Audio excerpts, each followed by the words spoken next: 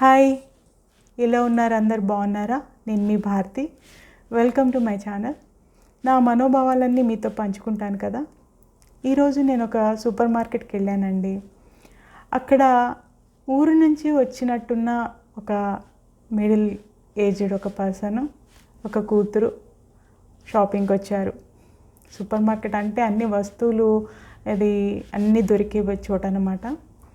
ఆ అమ్మాయి ఇంకా అతనితో అది చూస్తూ ఇది చూస్తూ అన్నీ తీస్తుందన్నమాట. అన్నీ కొనిపిస్తుంది. కొంచెం స్టైలిష్గా, అంటే మరీ అంత స్టైలిష్గా ఏం లేదు, మామూలుగానే ఉంది. ఆయన మాత్రం కొంచెం ఊరు నుంచి వచ్చారు, కష్టపడే వ్యక్తి, వ్యవసాయం అట్లా చేస్తున్న వ్యక్తిలాగా నాకు అనిపించారండి. వ్యవసాయం చేయడం ఏం తప్పు అని కాదు, అది చాలా విలువైన వృత్తి. అలా అనిపించారు, ఆయన కష్టం చేస్తున్న వ్యక్తిలాగా అనిపించారు. అయితే అమ్మాయి అన్నీ తీస్తుందన్నమాట. మొత్తము ఈ సరుకులు కావాలి, ఆ సరుకులు కావాలి, ఆ సరుకులు ఎందుకమ్మా అవన్నీ ఇవన్నీ అంటే, నాన్న నీకేం తెలీదు, ఇక్కడ ఇవన్నీ అవసరం, కావాల్సిందే ఇట్లాంటివన్నీ అని చెప్పేసి అన్నీ ఏరుతుందండి. ఏవేవో ఏరుతుంది. ఆయనేమో అమాయకంగా వద్దులేమ్మా, ఇది అవసరమా అది అవసరమా అని చెప్పేసి ఆయన అంటున్నారు. అయినా కానీ నీకేం తెలియదు, ఇక్కడ అలాగే ఉంటుంది, నీకు ఆ విషయం తెలుసా, ఊరు నుంచి వచ్చావు, నీకు తెలియదు ఇక్కడ ఏమేమి అవసరం ఉంటాయని, ఇవన్నీ ఎవరు తింటారమ్మా అంటారు ఆయన.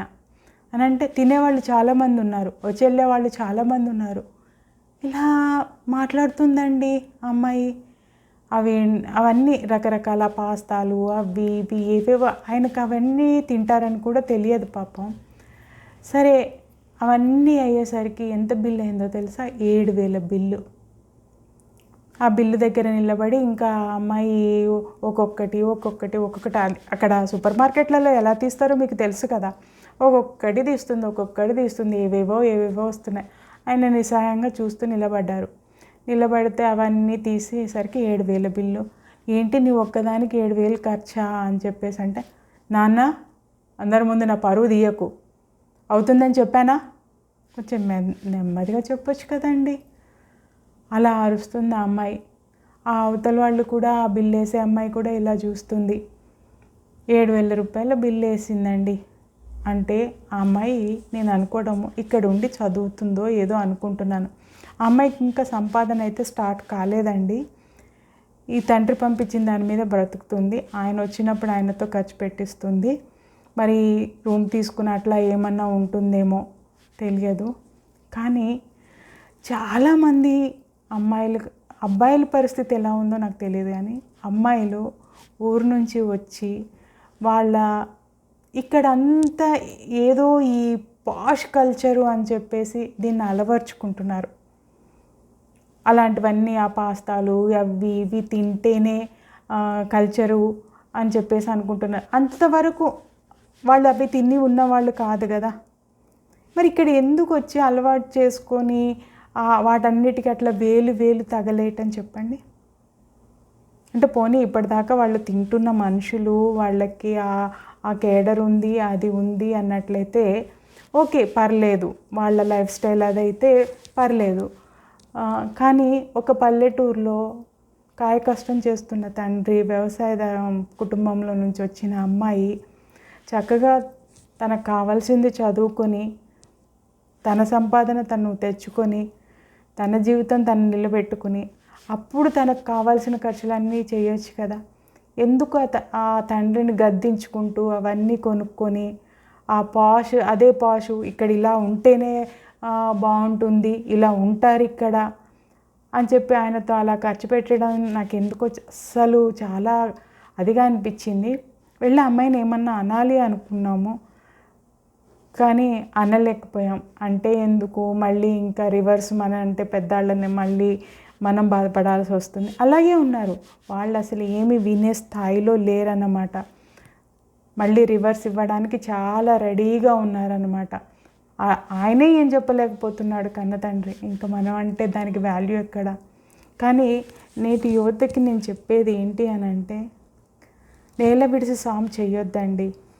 ఒక స్థాయిని అందుకున్న తర్వాత మీరు ఆ లైఫ్ స్టైల్ అలవర్చుకున్నట్లయితే ఓకే, కానీ ముందు నుంచి ఊరు నుంచి వచ్చాం కదా, ఇది ఇలాంటి బట్టలు వేసుకోవాలి, ఇలా పబ్బులకు తిరగాలి, ఇలా ఖర్చు పెట్టాలి అని చెప్పేసి అక్కడ విలేజెస్లో కాయ కష్టం చేస్తున్న తల్లిదండ్రుల దగ్గర నుంచి డబ్బు ఆశించడం మాత్రం చాలా తప్పండి. చాలా అంటే చాలా తప్పు. అంటే ఒక బాధ్యతారహితంగా వ్యవహరించడమే దాని మీద. వాళ్ళు పెట్టగలిగి ఉన్నారో పెట్టలేకుండా ఉన్నారో కానీ వాళ్ళకి చాలా కష్టంగా ఉంటుంది. మీరు ఇలాంటి పోకడల్లో చూపిస్తున్నట్లయితే చాలా చాలా కష్టంగా ఉంటుంది. అది మీరు సాధించి చూపించండి. మీరు ఆ స్థాయికి ఎదిగి చూపించండి. అవన్నీ ఖర్చు పెట్టగలిగిన స్థాయికి మీరు వచ్చి చూపించండి. అప్పుడు మీ పిల్లలకి చేసి చూపించండి. మీ తల్లిదండ్రులకు కూడా చేయగలిగిన స్థితికి మీరు రండి. అప్పుడు వాళ్ళు ఆనందపడతారు. అంతేగాని ఈ మోజులో ఊరు నుంచి వచ్చి అలాంటి డ్రెస్సులు వేసుకోవాలి, ఇలాంటి డ్రెస్సులు వేసుకోవాలి, ఇలాంటి తిండి తినాలి, ఇవన్నీ చేయాలి, అటు వెళ్ళాలి, ఇటు వెళ్ళాలి, దానికి ఖర్చు పెట్టాలి, దీనికి ఖర్చు పెట్టాలి, అలా చేసినట్లయితే పాష్ అది కాదు కదా. దాన్ని సాధించుకున్న తర్వాత చేసేది మాత్రమే పాష్. అంతేగాని తల్లిదండ్రుల డబ్బుల మీద ఆ పాష్నెస్ పనికిరాదు. మీరేమీ సాధించలేరు. దీనికి అలవాటు పడినట్లయితే మీరేమీ సాధించలేరు.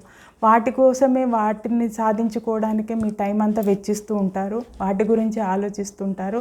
అది సంపాదించుకునే క్రమంలో చాలా అడ్డదారులు తొక్కుతారు. తండ్రి ఎన్నిసార్లు ఇవ్వగలడు, ఈసారి వచ్చాడు పాపం కష్టంగా ఇచ్చాడేమో, తర్వాత ఇవ్వలేడు కదా.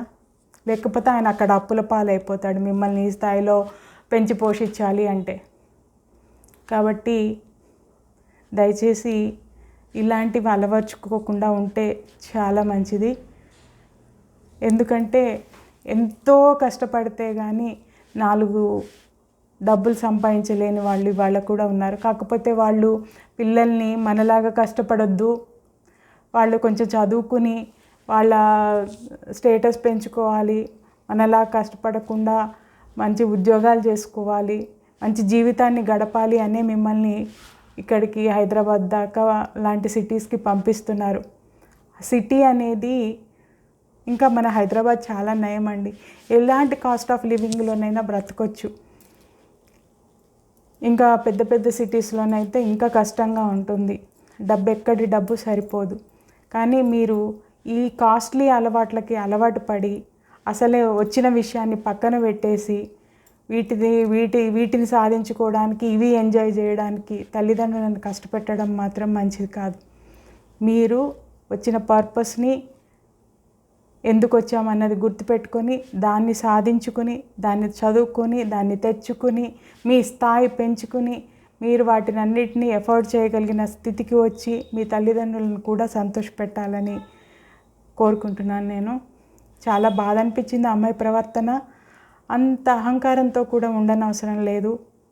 ఏమీ సాధించకుండానే, ఏమీ చేయకుండానే ఆ పిచ్చి ఈగోసు, పిచ్చి అహంకారాన్ని ఎందుకు పెంచుకుంటున్నారో అర్థం కావట్లేదు. అది ఎంత ఎదిగినా ఒదిగి ఉండడం అనేది ఎప్పుడైనా కానీ నిండుగా పూలు పూసిన చెట్టు కానీ, నిండుగా కాయలున్న చెట్టు కానీ కొంచెం వంగి ఉంటుంది.